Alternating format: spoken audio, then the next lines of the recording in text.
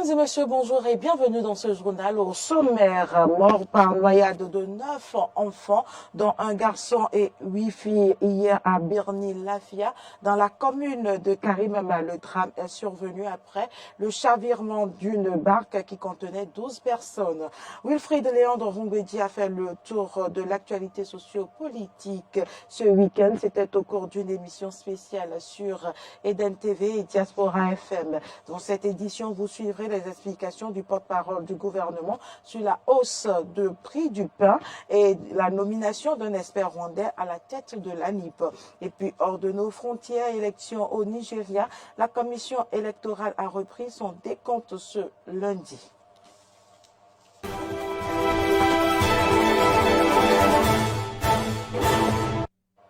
Merci pour l'attention. Je l'annonçais dans les titres, 9 enfants dont un garçon et 8 filles sont morts par noyade hier à Birni-Lafia dans la commune de Karimama. Le drame s'est produit après le chavirement d'une barque qui contenait 12 personnes. Selon les informations d'une autorité de la commune citée par Darbarou, les enfants allaient au champ lorsque la barque a chaviré au milieu de la rivière. Parmi les 12 personnes qui étaient dans la barque, 3 ont pu être sauvées.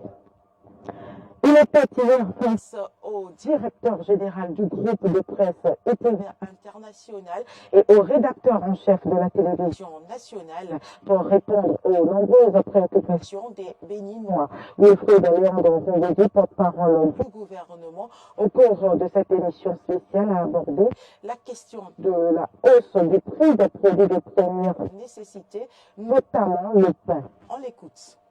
La question du pain, j'ai entendu les explications de la ministre de l'Industrie et du Commerce, qui a été, on ne peut plus clair, me semble-t-il, sur le fait que le prix du pain, à ce jour, n'a pas connu de relèvement. Parce que, sur la base de l'arrêté de 2008, qui le fixe, on sait exactement à combien le pain il est livré de la boulangerie au vendeur et à combien il est livré au consommateur final. Il est vrai que du fait de la conjoncture internationale, liée en particulier à la guerre en Ukraine, nous l'avons dit à foison depuis 1 an maintenant, il est vrai qu'il y a un renchérissement des coûts des matières premières. Et le blé n'a pas échappé à cela. C'est pour ça d'ailleurs que l'une des mesures du gouvernement au soutien du pouvoir d'achat, ça a été de subventionner le blé en renonçant à la TVA. Donc, pendant que nous renonçons à la TVA, nous ne pouvons pas non plus valider une augmentation du prix du pain. Que les acteurs observent que le process qu'ils ont en place depuis des années commence à présenter des limites et veuillent l'adapter au contexte nouveau, j'en conviens. Mais jusqu'à nouvel ordre, le prix n'a pas augmenté. Et d'ailleurs, ainsi que Mme Sadia l'a rappelé, au PAG 21-26, il est prévu une réforme globale de la boulangerie. Et les discussions sont en cours entre le ministère et les acteurs, avant que les conclusions de leurs travaux n'arrivent sur la table du gouvernement qui en appréciera le contenu, la portée et fera les arbitrages nécessaires pour les choix conséquents pour l'avenir. Donc, pour l'instant, le prix du pain, celui de 160 grammes, il reste bien à 125 francs pour le consommateur. Oui, mais ça c'est une littérature. Wilfried Léandre Rongbedi, sur le terrain, ce n'est pas du tout le cas. Nous avons déployé nos équipes un peu partout. Le prix est à 150 francs. Ça n'a pas changé. Et on a le sentiment qu'il y a une résistance d'ailleurs des acteurs de ce secteur. Il y a forcément une résistance, mais c'est pour ça aussi, et vos équipes, si elles ne les ont pas croisées, elles les croiseront. Je suis convaincu que les équipes du ministère de l'Intérieur et de l'Industrie et du Commerce qui sont sur le terrain renseigneront justement sur les cas de résistance pour les mesures de sanctions appropriées. Ça s'entend bien aussi que par rapport au contexte général que l'on a décrit avec le renchérissement dont on parle, que les acteurs veuillent forcer la main, cela s'entend. Mais tant que ça n'a pas été validé par le ministère, l'arrêté n'a pas été touché, donc ça n'est pas que de la littérature. Dans les faits, il y a cette situation que vous décrivez, mais la réponse est apportée par le ministère de l'Industrie et du Commerce. Et moi, je suis convaincu que ceux qui s'exposeront récolteront les sanctions. Quels sont les risques encourus? Qu'est-ce qu'ils courent comme risque à le faire? Peut-être qu'ils ne le savent pas. Mais, ils le savent très bien, justement. Ils le savent très bien. Le ministère peut aller jusqu'à faire fermer les boulangeries. Bien sûr qu'il y a des risques. Vous pouvez avoir des sanctions. C'est prévu par les tests. Et puis voilà, qui est bien clair. Et concernant la nomination de l'expert rwandais à la tête de l'ANIP, je vous invite à présent à suivre le résumé de Grâce à valider. Cette énième nomination d'une personne de nationalité étrangère à la tête d'une structure béninoise n'a pas été appréciée par les Béninois. Pour certains, nommer un étranger à l'Agence nationale d'identification des personnes ANIP est un risque de voir demain nos données personnelles connaître une fuite. À cette préoccupation, le porte-parole du gouvernement répond. À cet effet, je voudrais d'abord rassurer l'ensemble de nos concitoyens de ce que la gestion des données à caractère personnel est réglementée par la loi.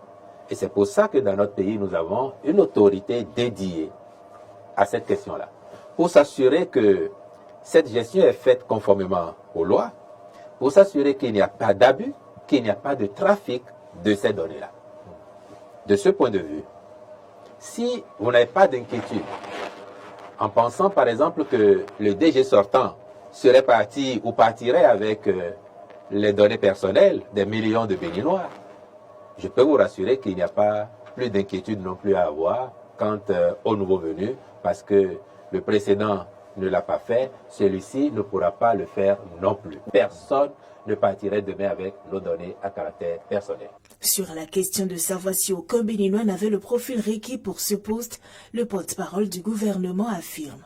Peut-être qu'il y a des gens bien qualifiés, mais sur l'instant, moi je peux vous certifier que le Conseil des ministres a eu plusieurs CV. Les autres étant béninois et celui-ci étant rwandais. Mais en regardant les parcours, en regardant le profil, au regard de l'objectif, parce qu'il ne s'agit pas seulement, en l'espèce, de la simple administration de l'entité en tant que, du point de vue administratif.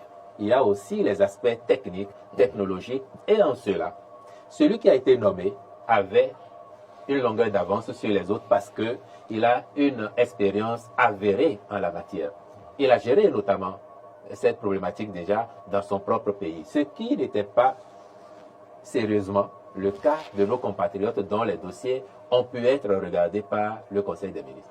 Wilfried Léandre Rungbeji a précisé enfin le souci premier du gouvernement. Le souci premier du gouvernement a été de retrouver le profil pointu pour faire face aux exigences technologiques du moment. Parce que, sans jeter la pierre à personne, vous le savez, combien de Béninois ayant été sollicités les services de l'ANIP, en dépit de tout ce qui se fait de bien là, combien de Béninois ne se sont pas plaints des prestations parfois. Vous le lisez sur les réseaux sociaux tous les jours. Nous voulons corriger ça pour qu'à terme, à la fin du mandat du DG, même si un Béninois demain reprend les rênes de la structure, qu'il y ait des niveaux de faiblesse qui soient totalement éradiqués et que le service soit optimal. Il ressort donc des échanges sur cette question sur ce plateau spécial que depuis 2016, le gouvernement a donné le ton et assure les choix qu'il fait parce qu'il recherche l'efficacité maximale au profit des Béninois, au dire de Wilfried Léandre Rungbeji. Renforcement du personnel des forces de défense et de sécurité, environ 1700 recrues présentées au drapeau à Bembereke. Les détails. Le vendredi 24 février 2023, au centre de formation militaire de Bembereke, 1701 jeunes recrues ont été présentés au drapeau national, symbole de la patrie qu'ils doivent servir avec loyauté et fidélité. Ils ont également porté leur fourragère. La cérémonie a été présidée par le ministre de la Défense nationale, Fortuné Alain Nouati, qui avait à ses côtés son collègue de l'Intérieur et de la Sécurité publique, Alassane Seydou.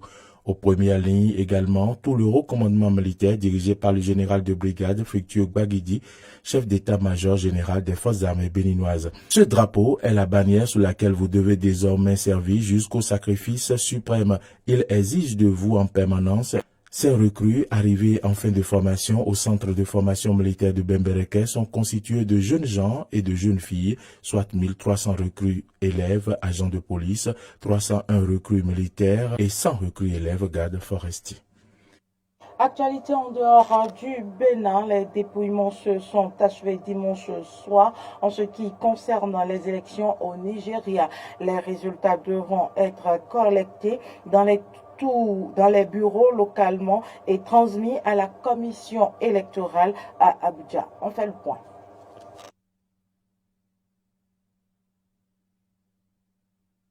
Et il va falloir s'armer de patience avant d'obtenir des résultats clairs.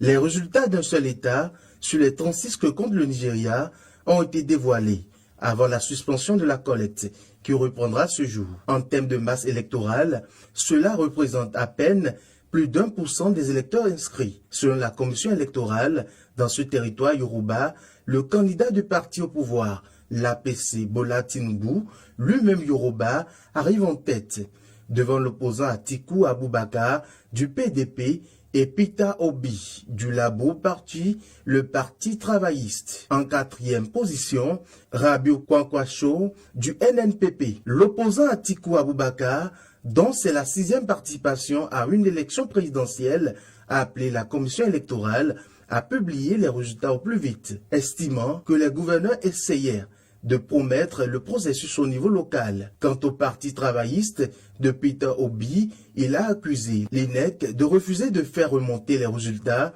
de l'État de Lagos et du Delta, évoquant des pressions du parti au pouvoir.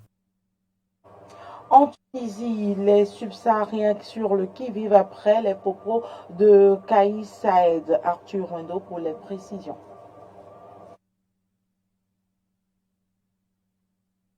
Pour protester contre le racisme après des déclarations de Kais Saïed, jugées choquantes par l'Union africaine à l'encontre des migrants subsahariens. Il demande au président de présenter ses excuses à cette communauté. Plusieurs témoignages de migrants relatent des arrestations arbitraires, des expulsions de leur domicile et des agressions racistes. Un climat de panique s'installe aussi parmi les étudiants subsahariens qui ont leur carte de séjour. L'ambiance est très triste chez la communauté estudiantine ivoirienne, rapporte Michael Elibio, président de l'association des étudiants ivoiriens. Les étudiants sont apeurés et cloîtrés chez eux. C'est tout pour cette édition. Merci pour l'attention. Les informations se poursuivent sur nos différentes plateformes, Facebook, Twitter, YouTube et sur nos 2 applications, Eden TV et Diaspora FM. Merci pour l'attention.